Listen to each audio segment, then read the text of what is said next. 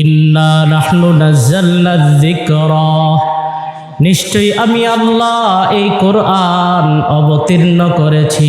সুবহানাল্লাহ।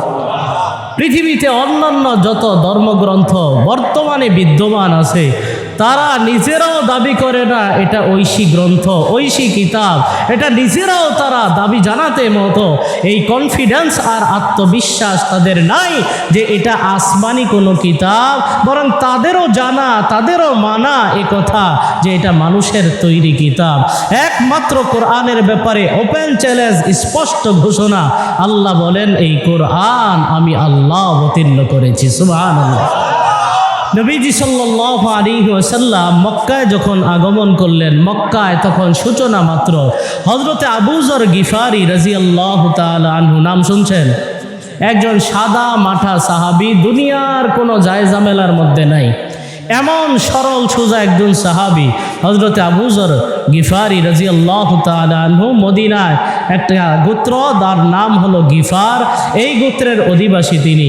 যখন মক্কায় নবীজির আগমন সম্পর্কে তিনি অবগত হলেন, তিনি তার আপন ভাইকে মক্কায় পাঠাইলেন। মক্কায় যাওয়ার পর লম্বা ঘটনা, সংক্ষেপে বলি, তিনি মক্কা থেকে ফিরে আসার পর তার ভাই বললেন, বলো কি দেখে এসেছ, তুমি কি দেখলা, কেমন বুঝলা, বলো। তখন তার ভাই বললেন যে ভাই, আমি তো কবি মানুষ, কবিতার সাহিত্যবোধ, রুচিবোধ আমার মধ্যে আছে, জীবনে বহু কবির কথা শুনেছি, আমি এই লোকটার মুখে যা শুনেছি খোদার কসম এটা কোনো কবির কথার মতো মনে হয় না। সুবহানাল্লাহ। আমি অনেক কাহেন, অনেক জ্যোতিষীদের কথা শুনেছি, খোদার কসম এটা কোনো জ্যোতিষীর কথা মনে হয় না, কেমন যেন অপার্থিব এক কথা মনে হয়, মনে হয় ঊর্ধ্ব জগতের কারো কথা, এটা কোনো মানুষের বানানো কথা নয়। সুবহানাল্লাহ। হযরত আবু যর গিফারি এই কথা শুনে তৃপ্ত হলেন না, তিনি নিজেই চলে গেলেন। এরপরে লম্বা ঘটনা, তিনি ইসলাম গ্রহণে ধন্য হয়ে বিখ্যাত সাহাবী হয়ে গেলেন। সুবহানাল্লাহ। আল্লাহ পাক রব্বুল আলামিন কোরআনে বলেন, ওয়ামা আল্লামনাহু শি'রা ওয়ামা ইয়ানবাগী লা। আল্লাহ বলেন আমি নবীকে কবিতা শিখাই নাই। কবিতা, নবীর জন্য কবি হওয়া শোভা পায় না। কবিরা আবেগী হয়, বিবেক থাকে না। কবিরা তাদের কবিতায় আবেগ মাখা কথা বলে, বিবেক থাকে না। এমন আবেগ মাখা কথা বলে, প্রেয়সী প্রেমিকাকে চাঁদের সাথে তুলনা দেয়, ঠিক কিনা? কবিদের কবিতায় আবেগ থাকে, বিবেক থাকে না। আর কাহেন জ্যোতিষী যারা, তাদের কথায় মিথ্যার সংমিশ্রণ থাকে। এই জন্য নবী যারা হন তাদের মধ্যে কবির স্বভাবও থাকে না, তাদের মধ্যে কাহেন বা জ্যোতিষীর স্বভাবও থাকে না। এই জন্য আল্লাহ পাক রব্বুল আলামিন কোরআনে বলেন, ওয়ামা হুয়া বিকাউলি শাইর, এটা কোনো কবির কথা নয়। কলিলাম মা তুমিনুন, যদিও ইমানদার বিশ্বাসীদের সংখ্যা বড়ই কম। ওয়ালা বিকাউলি কাহিন, এটা কোনো জ্যোতিষীদের কথা নয়। আল্লাহ বলেন কলিলাম মা তাযাক্কারুন, উপদেশ গ্রহণ করার মতো মানুষের সংখ্যা যদিও কম। এটা শায়রের কথা নয়, এটা কোনো কাহিনের কথা নয়। তাহলে কি এটা? আল্লাহ বলেন তানজিলুম মির রাব্বিল আলামিন, এই কোরআন হলো বিশ্ব প্রতিপালক, গোটা জগতের প্রতিপালক আল্লাহর পক্ষ থেকে অবতীর্ণ কিতাব। সুবহানাল্লাহ। তাহলে এক নম্বর পয়েন্ট হলো এই কিতাব আল্লাহর পক্ষ থেকে নাজিলকৃত। আসেন দুই নম্বর পয়েন্ট, এই কিতাবের ব্যাপারে আল্লাহর ওয়াদা, আল্লাহর প্রতিশ্রুতি, আল্লাহর ঘোষণা যাই বলেন, এই কোরআন কিয়ামত পর্যন্ত সুসংরক্ষিত থাকবে। যেভাবে অবতীর্ণ হয়েছে এভাবেই আছে, কিয়ামত পর্যন্ত সেভাবেই থাকবে। সুবহানাল্লাহ। কোরআনে কারীম যখন প্রথম নাজিল হয়, ওলামায়ে কেরাম জানেন আল্লাহ পাক রব্বুল আলামিন কোরআনের মতো এত দৌলত দান করলেন, এত বড় দৌলত। আল্লাহর নবী মুখস্থ করার জন্য ব্যতিব্যস্ত হয়ে যায়। কিভাবে তাড়াতাড়ি মুখস্থ, একটা শব্দ নি ছুটে যায়, আরে একটা শব্দ ছুটে গেলে কেমনি কি হবে, নবী ব্যতিব্যস্ত। আল্লাহ বলেন তাহা মা আনজালনা আলাইকাল কুরআনা লিতাশকা, হে নবী আমি কোরআন নাজিল করেছি আপনাকে কষ্ট দেওয়ার জন্য না, এই কোরআন নাজিল করেছি হেদায়েত গ্রহণ করার জন্য, এই কোরআন নিয়ে আপনি কষ্ট করবেন, এই জন্য তো আমি কোরআন নাজিল করি নাই। ও নবী, লা তুহাররিক বিহি লিসানাকা লিতাআজালা বি, নবী তাড়াতাড়ি মুখস্থ করার জন্য আপনি জিহ্বা এভাবে নাড়াচাড়া করবেন না। তাড়াতাড়ি মুখস্থ করার জন্য জিবরাইল কথা শেষ করুক, এরপরে আপনি পড়া শুরু করেন, এত তাড়াহুড়ার দরকার তো নাই। সুবহানাল্লাহ। আল্লাহ বলেন লা তুহাররিক বিহি লিসানাকা লিতাআজালা বি, তাড়াতাড়ি মুখস্থ করার জন্য এভাবে ঠোঁট নাড়াচাড়ার দরকার নাই, জিহ্বা নাড়াচাড়ার দরকার নাই। ইন্না আলাইনা জামআহু ওয়া কুরআনা, এই কোরআন জমা করে দেওয়া, এই কোরআন আপনার অন্তরে বসাইয়া দেওয়া, এই কোরআন সুসংরক্ষিতভাবে আপনার সিনায় বসাইয়া দেওয়া, এটা আমি আল্লাহর জিম্মাদারিতে নিয়ে নিলাম। সুবহানাল্লাহ। জামআহু ওয়া কুরআনা, শুধু মুখস্থ করা দেওয়া না, বিশুদ্ধভাবে সর্বোত্তম সর্বশ্রেষ্ঠ সবচেয়ে বিশুদ্ধ তাজবিদ অনুযায়ী পড়ায়া দেওয়ার জিম্মাদারিও আমি আল্লাহ নিয়ে নিলাম। সুবহানাল্লাহ। আল্লাহ পাক রব্বুল আলামিন বলেন শুধু তাই নয়, পড়া দিব, মুখস্থ করা দিব, শুধু তাই নয়, এই কোরআনের ব্যাখ্যা বিশ্লেষণ, এই কোরআনের তাফসীর কিভাবে করবেন আল্লাহ বলেন সুম্মা ইন্না আলাইনা বায়ানা, এরপরে এই কোরআন মানুষের সামনে কিভাবে ব্যাখ্যা করবেন, এই কোরআনের তাফসীর কিভাবে করবেন, আল্লাহ পাক রব্বুল আলামিন বলেন আমি আল্লাহ নিজে আপনাকে শিখা দিব। সুবহানাল্লাহ। তাফসীর কেমনে করবেন, মুখস্থ কেমনে করবেন, এটাও আমি পড়া দেব, বিশুদ্ধভাবে আমি পড়া দেব, ব্যাখ্যা কিভাবে পেশ করবেন সেটাও আমি আল্লাহ জিম্মাদারিতে নিয়ে নিলাম। সুবহানাল্লাহ। দুনিয়ার মধ্যে হাফেজ সাহেব, ভালো হাফেজ সাহেব যারা বাচ্চাদেরকে বলে যা হাফেজ বানায় দিলাম, কেউ টোকা দিতে পারবে না, এমন করা হাফেজ বানায় দিলাম। বলেন তো আমাদের নবীজির সরাসরি উস্তাদকে আল্লাহ। আল্লাহ বলেন আর রহমান, দয়াময় আল্লাহ, আল্লামাল কোরআন, তিনি কোরআন শিখিয়েছেন। সুবহানাল্লাহ। আল্লাহ বলেন নবী সানুকরিউকা ফালা তানসা, ও নবী আমি এমনভাবে আপনাকে পড়া দিব আর কখনো ভুলবেন না। সুবহানাল্লাহ। দুনিয়ার উস্তাদ যখন ছাত্রকে বলে যা বেটা ভুলবি না, এটা মানে কনফিডেন্স দেওয়া, একটা আত্মবিশ্বাস দেওয়া, তার মানে দুই একটা দিন যদি একটু গাফেল থাকে ছুঁইটাও যেতে পারে, আল্লাহ সেটা কনফিডেন্স না, আল্লাহর ওয়াদার প্রতিশ্রুতি। নবী আপনি টেনশন করবেন না, আমি আপনাকে এমনভাবে শিখায়া দেব যে আপনি আর ভুলবেন না। সুবহানাল্লাহ। আমাদের নবীকে আল্লাহ পাক রব্বুল আলামিন এমন কুদরতি ভাবে শৈশব থেকে আর জন্মের আগে থেকে এমনভাবে বড় করাইলেন। দেখেন জন্মের আগেই বাবা নাই, হ্যাঁ, জন্ম হওয়ার আগেই দুনিয়া থেকে বাবা চলে গেলেন। জন্ম হওয়ার পর কয়েক বছরের মাথায় মাও চলে গেলেন, এরপরে গেলেন দাদার আশ্রয়ে, আদরের দাদাও চলে গেলেন। আল্লাহ পাক রব্বুল আলামিন বুঝাইতে চান নবী আলাম ইয়াজিদিকা ইয়াতীমান ফাআওয়া, আপনার রব আপনাকে এতিম হিসাবে আপনাকে নিজের আশ্রয়ে দিয়েছেন। সুবহানাল্লাহ। আল্লাহ চান দুনিয়ার কেউ প্রতিপালন করা লাগবে না, আমি আল্লাহই আপনাকে প্রতিপালন করে বড় করব। সুবহানাল্লাহ। নবীকে এমনভাবে শৈশবটা বার করলেন। একে তো মক্কায় কোনো প্রাইমারি স্কুল ছিল না, মক্তব টক্তব ছিল না, স্কুল বিশ্ববিদ্যালয় ছিল না, যদি কথার কথা থাকতো আরে ভর্তি করানোর মতো গার্ডিয়ানে নাই, অভিভাবকে নাই, সব মরে যায়। কিরে যেই ডালে ধরে ডালটাই হয়ে যায়, এমন অবস্থা। আল্লাহ পাক রব্বুল আলামিন কুদরতি ভাবে উম্মি নবীকে দুনিয়ার কোনো শিক্ষক দিয়া শিখাইবেন না, কারণ সাধারণভাবে শিক্ষক ছাত্রের চাইতে দামি হয়, ঠিক কিনা বলেন? তো নবীর চাইতে দামি আর কি আছে বলেন? নবীর চাইতে তো আর কেউ দামি না।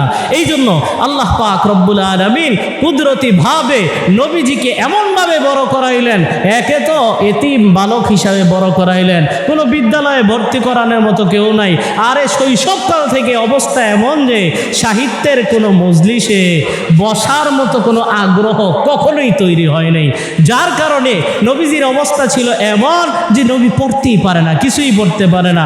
জিবরাইল আলাইহিস সালাম যখন সর্বপ্রথম আসলেন, ইয়া মুহাম্মদ ইকরা লাস্তু বিকারি, আমি তো পড়তে পারি না, এক টান লাগাইছে বুকের সাথে লাগাইয়া, মুহাম্মদ ইকরা লাস্তু বিকারি, পড়তে পারি না, আরেক টান লাগাইছে বুকের সাথে বুক লাগাইছে। এরপরে এভাবে তিনবার হওয়ার পর এবার জিবরাইল আলাইহিস সালাম পড়েন ইকরা বিসমি রাব্বিকাল্লাযী খালাক, নবীও বলে ইকরা বিসমি রাব্বিকাল্লাযী খালাক। সুবহানাল্লাহ। এভাবে কেন করাইলেন? আল্লাহ পাক রব্বুল আলামিন সূরা আনকাবুতে বলেন, ওয়ামা কুনতা তাতলু মিন ক্বাবলিহি মিন কিতাব ওয়ালা তাখুতুহু বিয়ামিনিকা ইযাল লারতাবাল মুবতিলুন। হে নবী, আপনি কোনো কিতাব পাঠ করতে পারতেন না, আপনি কোনো লেখালেখিও করতে পারেন না, দুনিয়ার কোনো পিএইচডি নাই, কোনো ডিগ্রি নাই। যদি আপনার বাহ্যিক কোনো একাডেমিক শিক্ষা থাকতো, দুনিয়ার ভ্রান্তবাদীরা সংশয়ে সৃষ্টি করার একটা সুযোগ তৈরি হইতো। ও নবী, আপনাকে কোনো কিছু থেকে, সব কিছু থেকে এভাবে মুক্ত রাইখা আমি আল্লাহ বুঝাইলাম, এই কোরআনের শিক্ষক স্বয়ং আমি আল্লাহ। সানুকুরিউকা ফালা তানসা, এমনভাবে শিখা দিব আর ভুলবেন না। সুবহানাল্লাহ। তাহলে 2 নম্বর পয়েন্ট হলো, এই কোরআন আল্লাহর পক্ষ থেকে ওয়াদা, কোরআন সংরক্ষিত ছিল, সংরক্ষিত আছে। আল্লাহ বলেন, ওই যে প্রথমে আয়াত তেলাওয়াত যে করেছিলাম আয়াত, ওই আয়াতে আল্লাহ বলেন ওয়া ইন্না লাহু লাহাফিজুন, এই কোরআনকে আমি আল্লাহই সংরক্ষণ করব। সুবহানাল্লাহ। পূর্বের কোনো আসমানি কিতাবের ব্যাপারে আল্লাহর এই ওয়াদা ছিল না যে আল্লাহ সংরক্ষিত রাখবেন, এই জন্য পূর্বের কোনো কিতাব সংরক্ষিত নাইও। যত বিশুদ্ধতার দাবি করুক না কেন, বাইবেল, ইনজিল, তাওরাত যা কিছু আছে সব বিকৃত। হযরত ওমর রাদিয়াল্লাহু তাআলা আনহু তাওরাতের কয়েকটা পৃষ্ঠাই না নবীর সামনে বলে, ইয়া রাসূলুল্লাহ, আমার এক আত্মীয় আছে, তার কাছে এটা পাইছি। নবী এমন রাগ করছেন, চেহারা লাল হয়ে গেছে নবীজির। হযরত ওমর রাদিয়াল্লাহু তাআলা আনহু আল্লাহর নবীকে খুশি করার একটা মন্ত্র ছিল, যখনই দেখতেন রাগ হয়ে যেতেন, বলে রদিতু বিল্লাহি রাব্বা ওয়া বিল ইসলামি দীনা ওয়া বি মুহাম্মাদিন সাল্লাল্লাহু আলাইহি ওয়াসাল্লাম নবিয়্যা। নবীকে যখনই দেখতেন রাগ হয়ে গেছে, হযরত ওমর রাদিয়াল্লাহু তাআলা আনহু এই মন্ত্র পড়তেন। মন্ত্র পড়লেই, এই দোয়াটা পড়তেন আর কি, এই দোয়াটা পড়লেই নবী খুশি হয়ে যাইতেন। নবীজি স্বাভাবিক অবস্থায় আসার পর আল্লাহর নবী বলেন, হে ওমর, তুমি আসছো তাওরাতের এই অংশ খণ্ড বিশেষ নিয়া। আরে মিয়া, লাউ কানা মূসা হাইয়ান লামা ওয়াসিআহু ইল্লা ইত্তিবাই, আজ যদি মূসাও জীবিত থাকতো, মূসা তার ধর্ম পরিহার কইরা আমি নবীর অনুসরণ করত। সুবহানাল্লাহ। তাহলে আসমানি কিতাব কোরআন, এটা আসার পর পূর্বের সব কিতাব রহিত। তাহলে 2 নম্বর পয়েন্ট হলো, এই কিতাব আল্লাহর পক্ষ থেকে ওয়াদা, এটা সংরক্ষিত থাকবে কিয়ামত পর্যন্ত।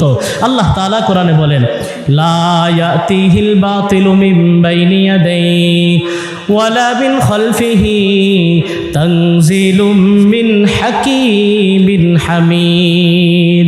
আল্লাহ বলেন, এই কোরআনের ডান দিক থেকে, বাম দিক থেকে, সামনের দিক, পিছন দিক, উপরের দিক, নিচের দিক, কোনো দিক থেকে এই কোরআনের মধ্যে ভ্রান্ত কোনো কিছু প্রবেশ করতে পারে না। সুবহানাল্লাহ। একবার একজন উদ্যোগ নিয়েছে, 1 লক্ষ কপি কোরআনে কারীম বাজারে ছাড়ছে। পুরা কোরআন শরীফের মধ্যে কোনো ভুল নাই, মাত্র একটা শব্দের একটা অক্ষর এদিক সেদিক কইরা এমনভাবে বাজারে ছাড়ছে কেউ বুঝতেও পারবে না।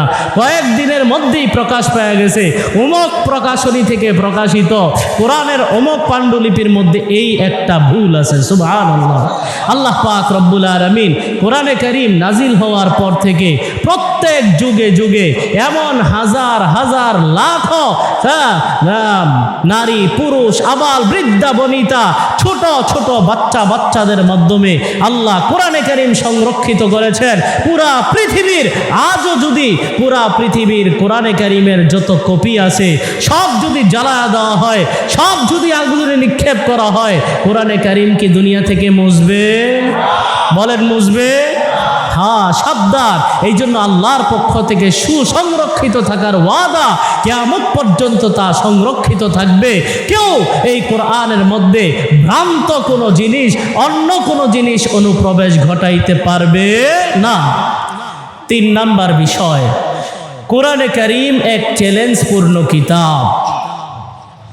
কোরআনে কারীম অবতীর্ণ হওয়ার সময় যেমন ওপেন চ্যালেঞ্জ করেছিল, এই কিতাবের মতো আরেকটা কিতাব কেউ বানাইতে পারবে না, সেই চ্যালেঞ্জ এখনো আছে, কিয়ামত পর্যন্ত থাকবে। মক্কার কাফের বেঈমানেরা নবী মুহাম্মদুর রাসূলুল্লাহ সাল্লাল্লাহু আলাইহি ওয়াসাল্লাম নবীজির কাছে আইসা বিভিন্ন প্রস্তাবনা পেশ করে, ও মুহাম্মদ কি চাও?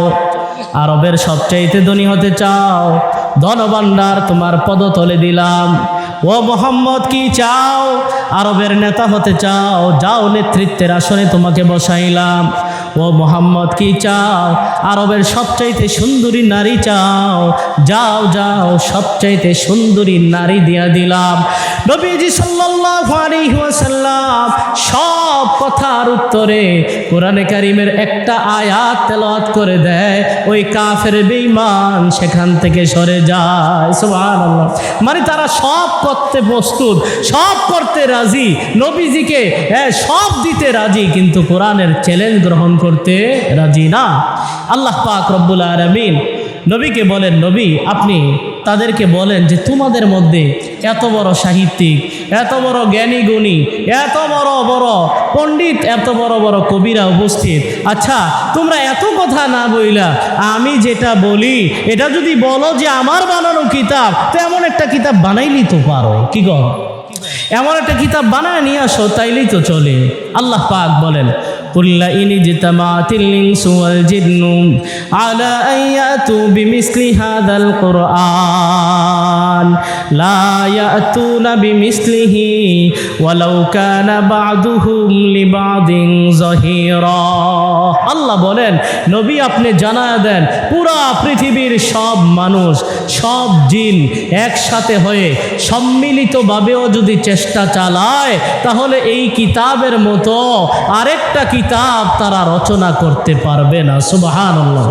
মক্কার কাফেরেরা হতবাক, আব্দুল্লাহর বেটা মোহাম্মদ বলেটা কি, যে কিনা কোনোদিন সাহিত্য মজলিসে গেল না, কোথাও কোনো সাহিত্যের মজলিসে বসলো না, মোহাম্মদের বেটা এতিম, হ্যাঁ মোহাম্মদের আদরের দুলালি, এই এতিম মোহাম্মদ বলেটা কি, সবাই নড়ে চড়ে বসছে না, কেউ সাহস করে না। এমন কিতাব, যে কিতাবের কি উচ্চাঙ্গের অলঙ্কার, কি উচ্চাঙ্গের সাহিত্য, কি উচ্চাঙ্গের তথ্য ভাণ্ডার, কি উচ্চাঙ্গের ডেলিভারি, আহারে এত সব কিছু সমৃদ্ধ এই কিতাব, এটা তো সাধারণ কোনো কিতাব না। সুবহানাল্লাহ। তারা হতবাক হয়ে যায়, কি ব্যাপার, এর মতো কিতাব বলে বানাইতে পারবো না। পুরা মক্কার কাফের বেঈমানেরা হতবাক, সব নিশ্চুপ, কেউ সাহস করে না। আল্লাহ পাক রব্বুল আলামিন চ্যালেঞ্জটাকে আরেকটু সহজ কইরা দিলেন, ও নবী আপনি জানায়া দেন, নাম ইয়াকুলু নাফতারা, তারা কি বলে মুহাম্মদ এই কিতাব নিজে বানাইছে। কুল ফাতু বিআশরি সুওয়ারিম মিসলিহি মুফতারায়াত, নবী আপনি জানায়া দেন পুরা কিতাব বানানো লাগবে না, এই কিতাবের মতো 10টা সূরা বানায় নিয়ে আস। কয়টা সূরা? চ্যালেঞ্জ কি একটু কঠিন, একটু হালকা হলো না? আর একটু হালকা হয়েছে। পুরা কিতাব বানানো লাগবে না, 114 সূরা বানানো লাগবে না, কঠিন হয়ে গেছে, যাও 10টা সূরা বানায় নিয়ে আস। পুরা মক্কার কাফেরেরা হতবাক, আব্দুল্লাহর বেটা মোহাম্মদ বলে কি আমাদের মান সম্মান সব শেষ, মুখে চুনকালি লেগে গেল, 10টা সূরাও যদি বানাইতে না পারি, কিন্তু কারোই সাহস হয় না, কারোই স্পর্ধা হয় না, কেউই সাহস করে না। এরপরে আল্লাহ পাক রব্বুল আলামিন চূড়ান্তভাবে চ্যালেঞ্জ দিয়ে বলেন, সূরা বাকারা ইরশাদ করেন, ওয়াইন কুনতুম ফি রাইবিম মিম্মা নাযালনা আলা আবদিনা ফাতু বিসূরাতিম মিন মিসলিহি ওয়াদউ শুহাদাআকুম মিন দুনিল্লাহি ইন কুনতুম সাদিকিন। আল্লাহ বলেন, আমার বান্দা মুহাম্মদের উপরে যেই কিতাব আমি অবতীর্ণ করেছি, এই কিতাবের ব্যাপারে যদি তোমরা সন্দিহান থাকো, পুরা কোরআন বানানো লাগবে না, আরে 10টা সূরাও বানানো লাগবে না, এই কোরআনের সবচাইতে ছোট সূরা, তার অনুরূপ একটা সূরা বানায় নিয়ে আসো। সুবহানাল্লাহ। আল্লাহ পাক রব্বুল আলামিন এর পরের আয়াতে বলেন, ফাইল্লাম তাফআলু, যদি না পারো, বলেন যদি না পারো, ওয়ালান তাফআলু, মাঝখানে বলেন কোশ্চিন খানেও পারবে না, মানে বাংলাতে আমরা ব্র্যাকেটে একটা কথা বলি না, ফাইল্লাম তাফআলু, ব্র্যাকেটে আল্লাহ বলেন ওয়ালান তাফআলু, যদি না পারো, ব্র্যাকেটে বলেন কোশ্চিন কালে পারবেও না। ও বান্দারা, আমার অক্ষম বান্দারা, ফাইল্লাম তাফআলু, এই এক আয়াত একটা সূরা বানানোর মতো যদি স্পর্ধা সাহস তোমাদের না থাকে, ফাত্তাকুন নারাল্লাতী ওয়াকুদুহান নাসু ওয়াল হিজারা, ওই জাহান্নামকে ভয় করো, যেই জাহান্নামের ইন্ধন হবে মানুষ এবং পাথর। জাহান্নামকে ভয় করে আল্লাহর কোরআনকে সত্য মেনে আল্লাহর সামনে মাথা নত করে দাও। এই জন্য ভাইয়ারা আমার, আল্লাহর পক্ষ থেকে এই যে চ্যালেঞ্জ, যে ছোট্ট একটা সূরাও বানাইতে পারবে না। হ্যাঁ, মক্কার কাফেরেরা এই সর্বশেষ চ্যালেঞ্জটা গ্রহণ করেছিল। ঐতিহাসিকগণ বলেন, তারা চ্যালেঞ্জ গ্রহণ করার পর অনেকে মিল্লা এবার ভাবতে শুরু করে যে এই চ্যালেঞ্জ গ্রহণ না করলে তো আমাদের মুখে চুনকাই লেগে যায়। সবচাইতে ছোট সূরার নাম কি বলেন?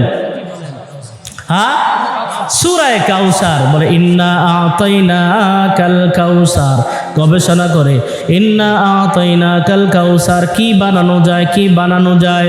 ইন্না আতাইনাকাল কাউসার পরের অংশ বানায় লাইসা হাদা মিন কালামিল বাশার, মিলছে।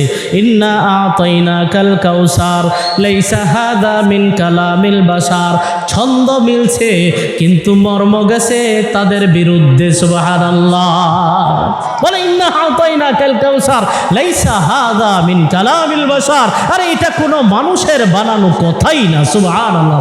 এই জন্য আমাদের নবীর সিরাত পড়বেন, আমাদের নবীর জীবনী পড়বেন, দেখবেন আমাদের নবী সত্য নবী, যে এ ব্যাপারে কোনো সন্দেহ নাই। আর দিনের দুপুর 12টা বাজে সূর্য উদিত হয়েছে, এই কথা যেমন ধ্রুব সত্য, আমাদের নবী যে সত্য নবী এটাও তেমন ধ্রুব সত্য। ঠিক কিনা বলেন? ইহুদি আলেম যারা ছিল, ইহুদি আলেম, এর মধ্যে অন্যতম একজন আলেম ছিলেন আব্দুল্লাহ ইবনে সালাম রাদিয়াল্লাহু তাআলা আনহু, যিনি পরবর্তীতে ইসলাম গ্রহণ করেছেন। আল্লাহ পাক রব্বুল আলামিন কোরআনে কারিমে বলেন, আল্লাযীনা আতাইনাহুমুল কিতাবা ইয়ারিফুনাহু কামা ইয়ারিফুনা আবনাআহুম। আল্লাহ বলেন, আমি যাদেরকে আসমানি কিতাবের ইলম দান করেছি, তারা আমার নবীকে এতটা স্পষ্টভাবে চিনে যেমন তারা নিজেদের সন্তানকে চিনে। সুবহানাল্লাহ। কথাটা আবার বুঝেন। আল্লাহ বলেন, আমি যাদেরকে আসমানি কিতাবের ইলম দান করেছি, তারা আমার নবীকে সত্য নবী হিসাবে এতটা ভালোভাবে চিনে যেমন চিনে তারা নিজেদের সন্তানকে। আব্দুল্লাহ ইবনে সালাম বলেন, আরে মিয়া, আমার নিজের সন্তান আমার না হওয়ার সম্ভাবনা আছে, আমার নিজের সন্তান আমার না হওয়ার সম্ভাবনা আছে। যদি আমার স্ত্রী আল্লাহ না করুক অন্যায়ভাবে কারো সাথে থেকে থাকে, তাহলে এই সন্তান বাহ্যিকভাবে আমার হলেও আসলে আমার না। আমার নিজের সন্তান আমার না হওয়ার সম্ভাবনা আছে। মুহাম্মাদুর রাসূলুল্লাহ যে আল্লাহর পক্ষ থেকে প্রেরিত রাসূল, সত্য নবী, এ ব্যাপারে আমার বিন্দুমাত্র সন্দেহ নাই। সুবহানাল্লাহ। তাহলে 3 নাম্বার কথা ছিল কোরআনে কারীম এক চ্যালেঞ্জপূর্ণ কিতাব, অপ্রতিদ্বন্দ্বী কিতাব। এই কোরআনের মোকাবেলা করা নবীর সময়ে যারা ছিল তাদের কারো পক্ষেও গ্রহণ করা সম্ভব হয়নি।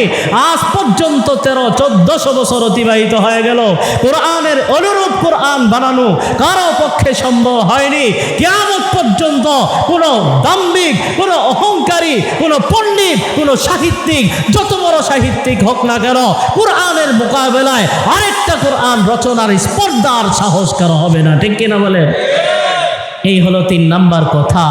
4 নাম্বার কথা, কোরআনে কারীম এক জীবন্ত মুজিজা, আমাদের নবীজির জীবন্ত মুজিজা।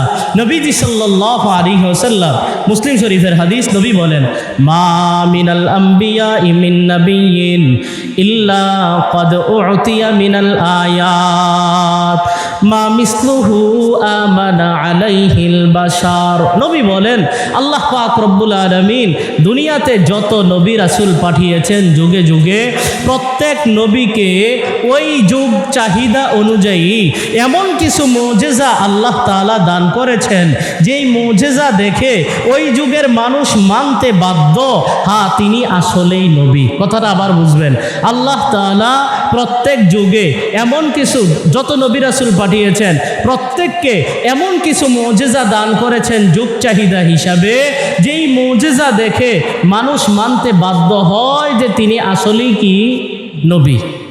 যেমন হজরতে মূসা আলাইহিস সালামের সময় জাদুবিদ্যার জয় জয়কার ছিল, সমাজে সবচাইতে সম্মানিত, সবচাইতে মর্যাদার অধিকারী, সবচাইতে শিক্ষিত মনে করা হতো তাকে, জাদুবিদ্যার গুণ যার মধ্যে বেশি আছে। ঠিক কিনা?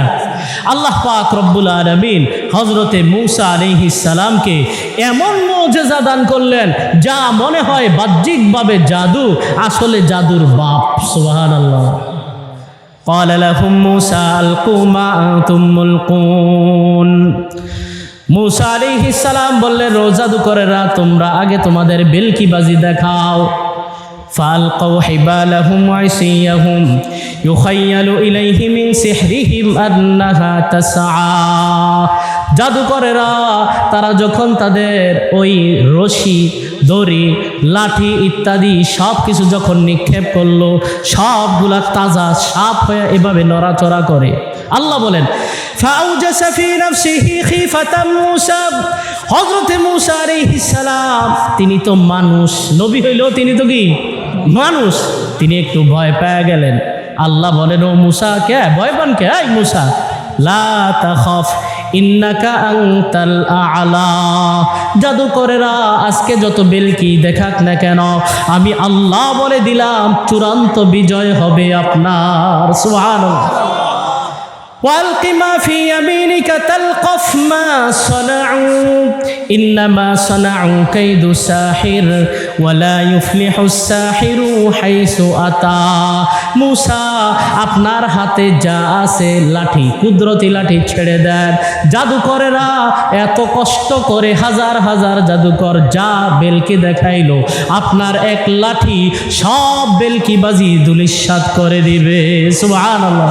হযরতে মূসা আলাইহিস সালাম তিনি যখন তার কুদরতি লাঠি আল্লাহর হুকুমে ফেললেন, মুহূর্তের মধ্যে সব কিছু একদম সাবার করে শেষ করে ফেললো। সুবহানাল্লাহ।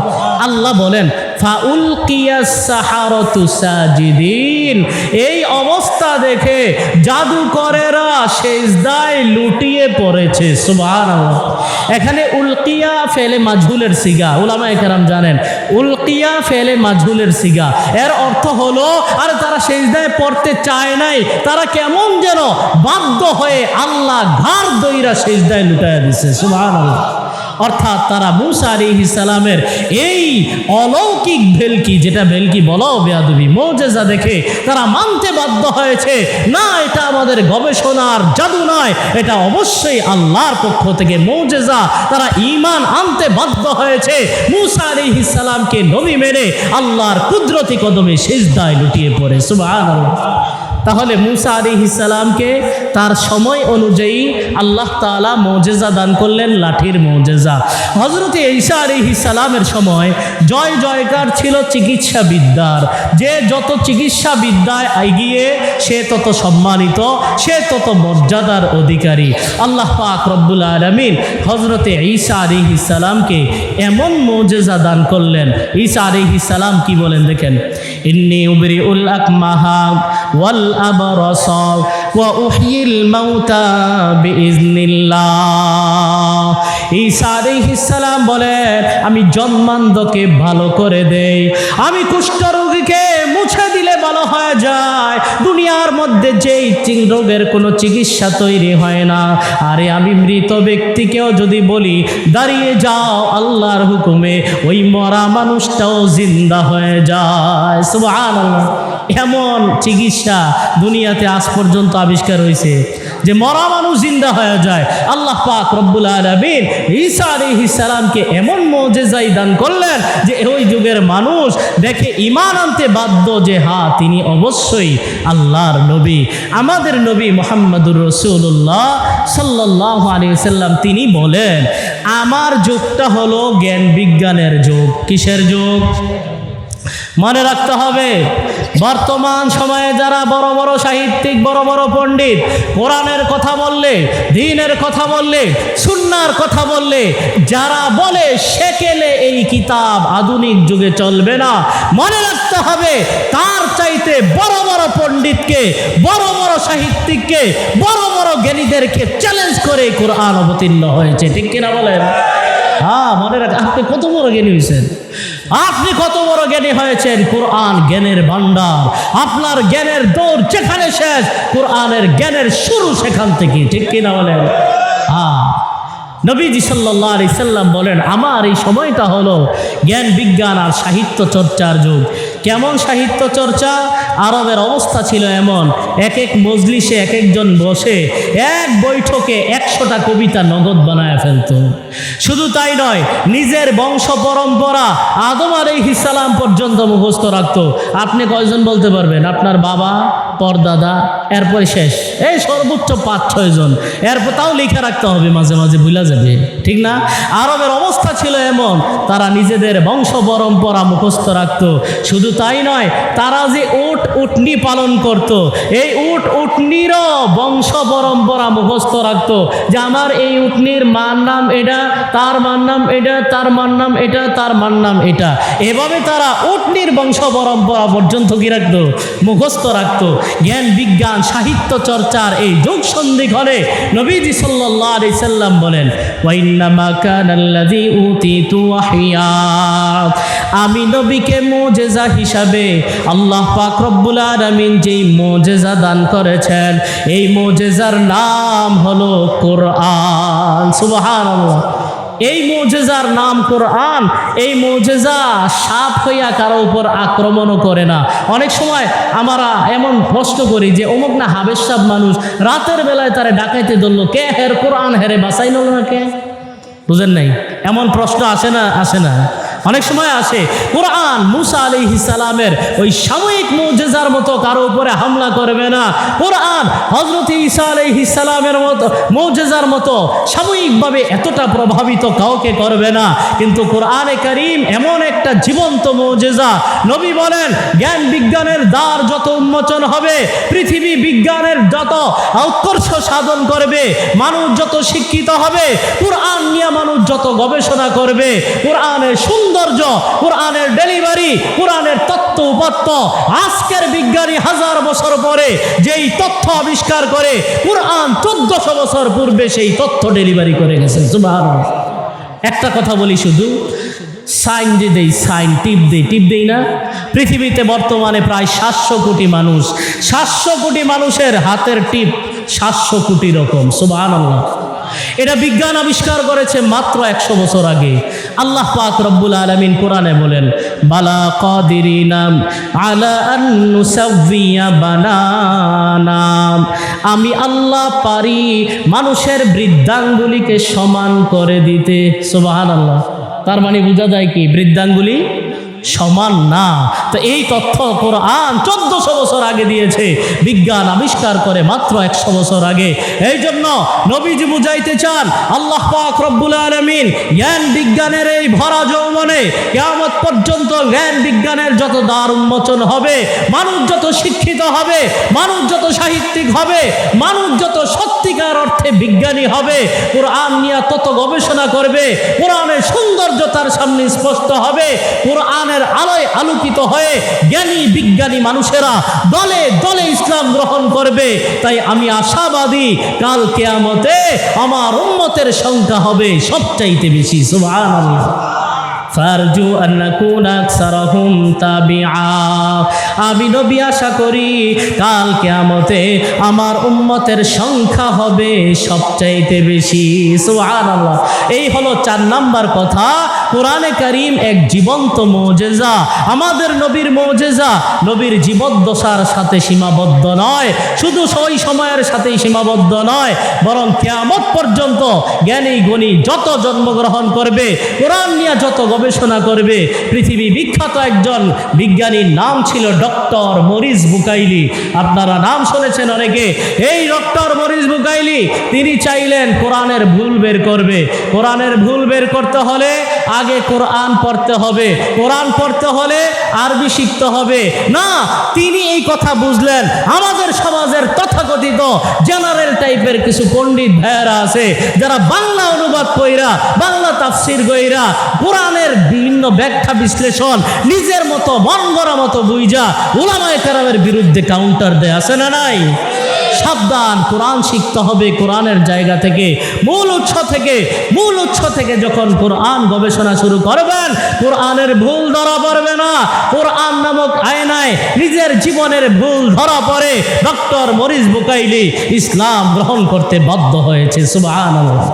তাহলে 4 নাম্বার কথা হলো কোরআনে কারীম এক জীবন্ত মুজিজা।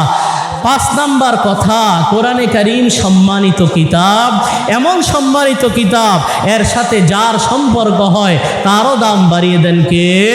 আল্লাহ।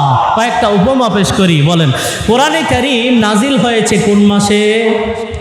বলেন কোন মাসে? আল্লাহ তাআলা কোরআনে বলেন, শাহরু রমাদানাল্লাযী উনজিলা ফীহিল কুরআন।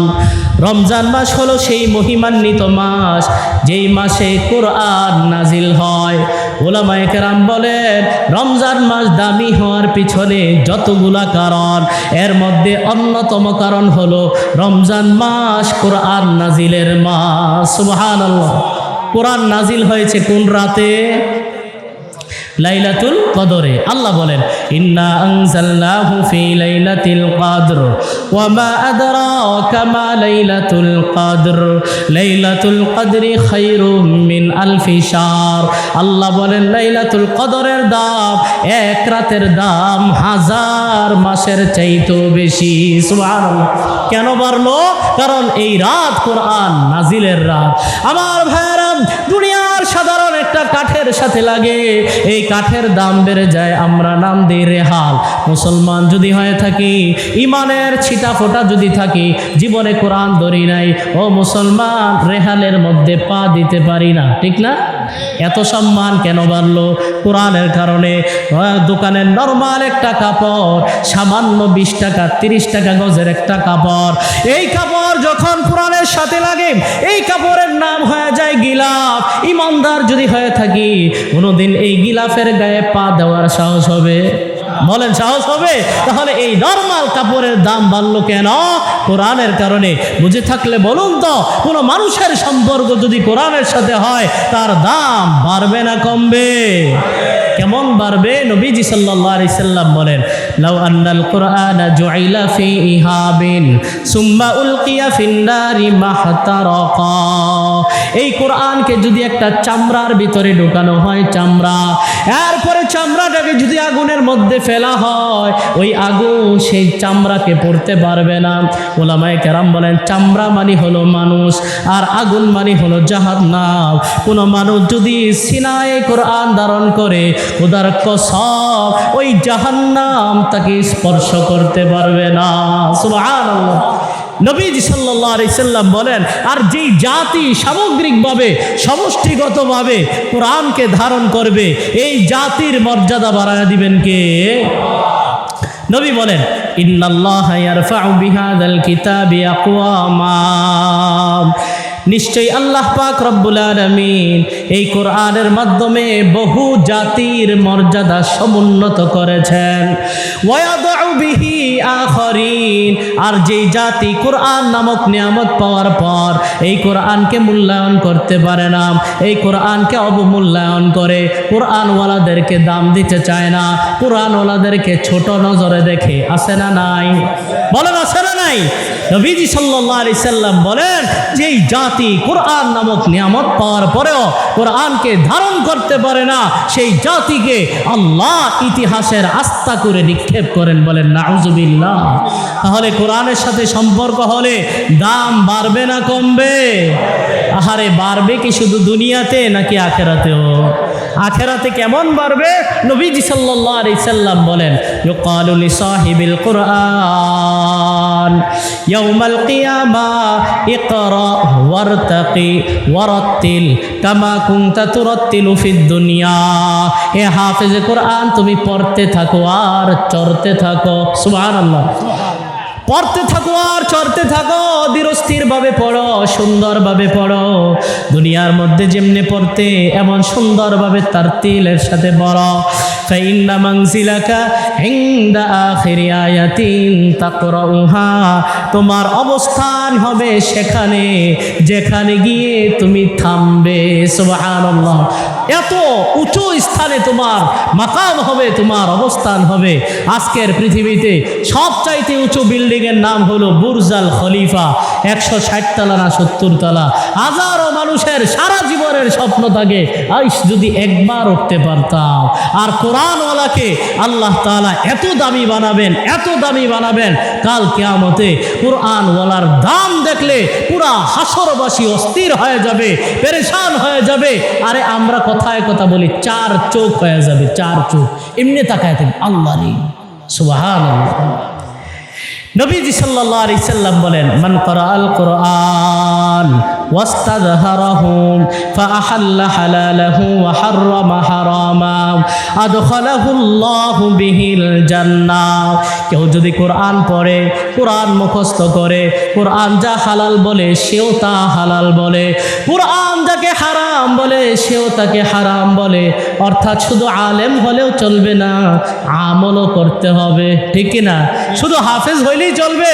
হাফেজ হইয়া শয়তানি কাজ দুনিয়ার সব কিছু করে। হ্যাঁ, মানুষ তাকে হাফেজ বলে, এটা তে বলে হাফেজ, তে বলে শয়তানের হাফেজ, এটা বলে না? বলেন না? বলে না? এই জন্য শুধু হাফেজ হলেই চলবে না, লেবাসদারি শুধু আলেম হলেই চলবে না। প্রকৃত অর্থে আলেম যদি হতে পারি, নবী বলেন আল্লাহ এই কোরআনের মহব্বতে তাকে জান্নাতের মেহমান বানায়া দিবেন। সুবহানাল্লাহ। এখন বিষয় হলো, দুনিয়ার মধ্যে থাইকা সে কোরআন শিখতে গিয়া কত মানুষের সাহায্য লেগেছে, কত মানুষের সহযোগিতা পেয়েছে।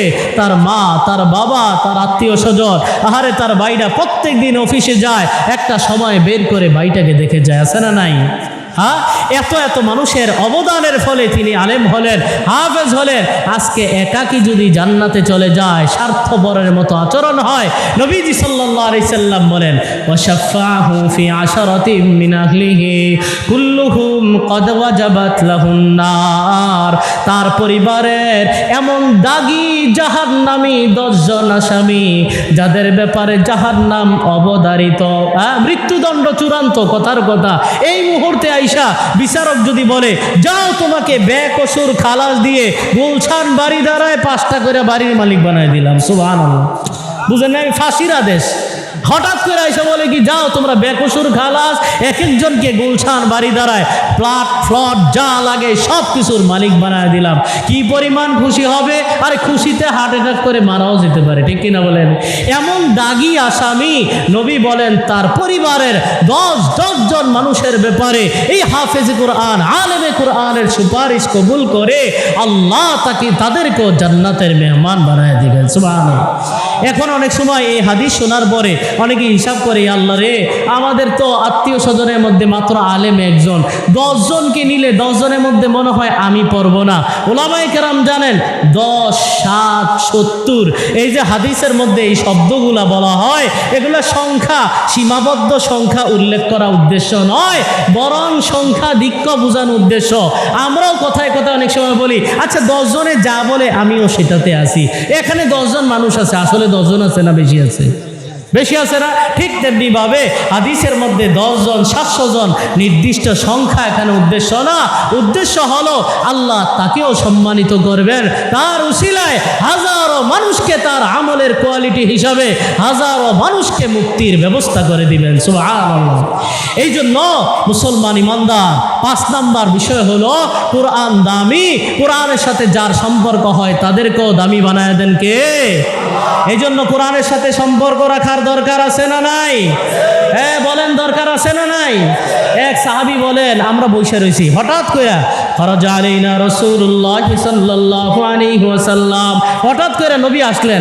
আসার পরে বলেন, আবশিরু আবশিরু, হে সাহাবীরা সুসংবাদ নাও, সাহাবীরা সুসংবাদ নাও। সাহাবীরা সবাই কি ব্যাপার, কি সুসংবাদ দিবেন? হঠাৎ করে নবী এর মধ্যে আবার বলেন, আলাইসা তাশহাদুনা লা ইলাহা ইল্লাল্লাহ ওয়া আন্নী রাসূলুল্লাহ। হে সাহাবীরা, তোমরা কি সাক্ষ্য দাও যে আল্লাহ ছাড়া কোনো মাবুদ নাই? এই সাক্ষ্য কি দাও? সাহাবীরা কয়, এ আল্লাহ, এটা কি কয় নবী?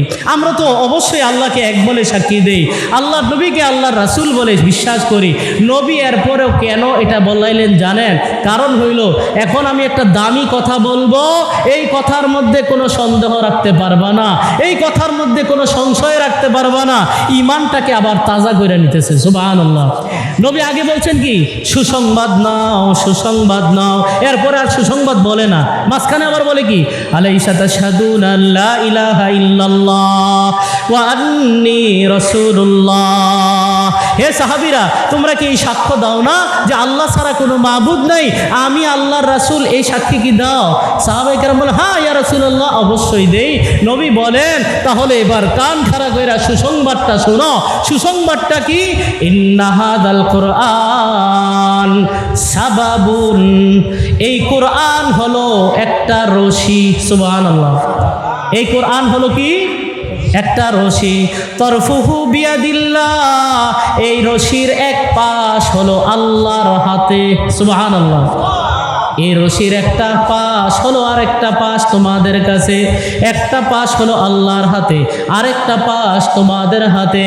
হে সাহাবীরা, ফাতামাসসাকু বিহি, কোরআনের এই রশিকে আঁকড়ায় ধরো, ফাইন্নাকুম লান তাদিল্লু বাদাহু আবাদা।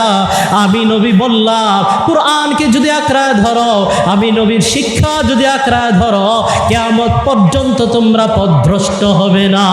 সুবহানাল্লাহ। এই জন্য মুসলমান ইমানদার, আজকে সমাজের দিকে তাকায় দেখেন, মুসলমানরা নির্যাতিত, নিপীড়িত, পৃথিবীর বিভিন্ন প্রান্তে প্রান্তে মুসলমানরা আজকে নির্যাতিত, নিপীড়িত।